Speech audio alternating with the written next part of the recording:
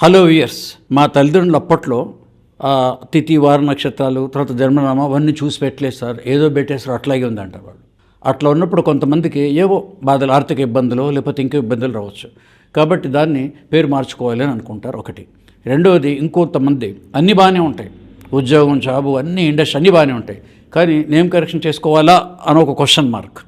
కానీ ఎన్నోసార్లు ఎన్నో టీవీలో చెప్పిన గత 25 నుంచి 20 డికేడ్స్ నుంచి అవుట్ ఆఫ్ 100 పీపుల్లో ఓన్లీ ఒక 25 to 30 వరకు నేమ్ కరెక్షన్ అవసరమైపోతుంది. అది వాళ్ళకైనా ప్రాబ్లమ్స్ ఉంటే అనవసరంగా నేమ్ కరెక్షన్ అక్కర్లేదు. కానీ ఏదన్నా ఆర్థిక ఇబ్బందులు, అదో లైఫ్లో సెటిల్ కాలేదు అనుకున్నప్పుడు మాత్రమే నేమ్ కరెక్షన్ అవసరమైపోతుంది.